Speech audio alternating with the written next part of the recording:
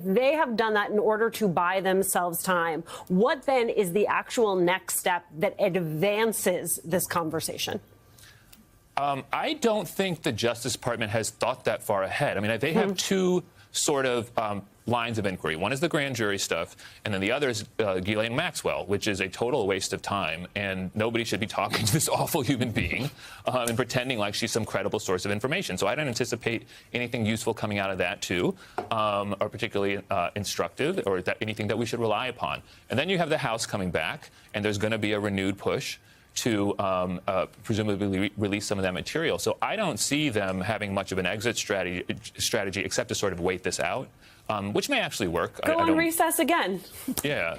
But no, they don't have a clear plan here to solve anyone's problems. And I think the victims definitely deserve to have more of a voice in this story. I feel terrible that they've been put through this, and I'm glad to see people trying to center them. Well, I think to that point, and it's a critical point, I've kind of concluded that all of this Epstein noise hit a turning point last week when the Giuffre family started to speak out and sat down and gave that very compelling and heart-wrenching interview. You have Representative Presley in a letter requesting the House oversight hearing on survivors, noting for too long powerful abusers and their enablers have been shielded by institutions more interested in protecting predators than centering survivors. The committee now has an opportunity to break that cycle, and I think what pushes the committee to break that cycle are the voices of the women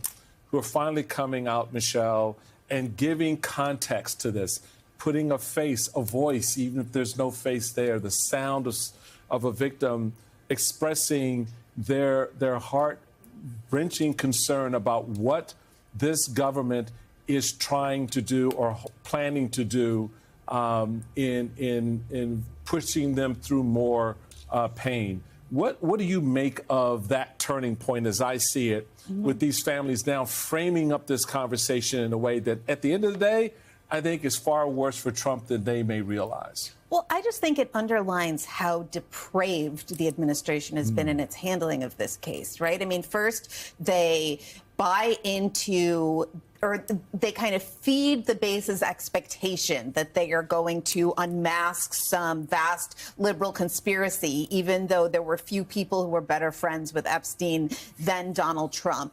Right. Then when they refuse to release these documents, they use the victims as the excuse, right? They say, we don't want to re-victimize these women. And then finally, they make this inexplicable apparent sweetheart deal with Ghislaine Maxwell, moving her to this minimum security prison that sex offenders are not supposed to be eligible to be housed in the first place, so that we don't know exactly why, but it seems like so that she can somehow exonerate Donald Trump, as if that would be credible to anyone but the most fanatical true believers. And then they subpoena all these people to testify.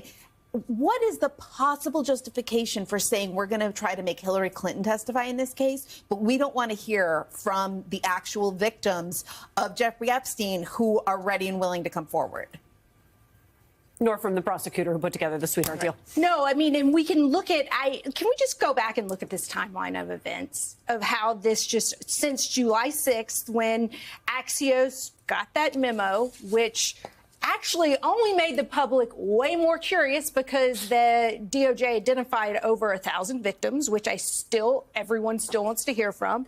Then the Trump DOJ request unsealing, July 18th, July 25th, Deputy AG Blanche meets with Ghislaine Maxwell, and by August 1st, she's at Club Fed, the minimum security prison.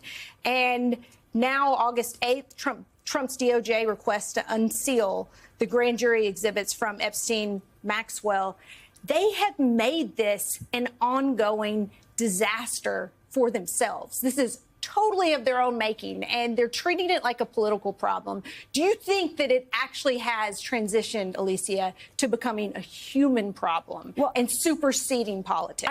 I think, Michael, that is what Ayanna Pressley and others have succeeded in doing, which is returning the conversation to where it should have been the entire time, which is a conversation about justice, a conversation about systems, a conversation about accountability. So in this swirl of what has indeed become a political conversation, it almost seems as though there is an opportunity to have a legitimate and robust conversation about what justice could look like. Well, you would think, Alicia. You would think. But here's the thing. All of this with the women coming forward and really, as I said, framing this and given what Michelle just said, Ankush, is this, does it have a chilling effect on what DOJ does next in releasing the documents? Or does it give them a little bit more spine due to the pressure that's going to be out there, where the more people hear from the victims, the more they want the departments to release the documents? You know, that's a fascinating question. I think I'm not sure I know the answer to it, because I don't think that the DOJ is even thinking about. I honestly think the victims have been almost entirely out of their field of vision, and I think it has shown from the way they have conducted themselves and exactly what Michelle was talking about as well. So I think the idea of integrating that into their thought process, that'll be a new one for them. But my guess is, just from the way they've conducted themselves throughout this, it's just been like hemming and hawing and these excuses and non sequiturs, that they want to try to shut this down as quickly as possible and hope it gets out of the news cycle eventually. So I would be surprised if Trump and congressional Republicans open the door to a hearing with a bunch of these victims. It could very well be a good thing, particularly if they want to participate and they want to speak, given how much they've been put through the ringer in the last few weeks. But I don't see any particular reason that DOJ would want that to happen, either strategically or just on the merits. They just haven't cared about them.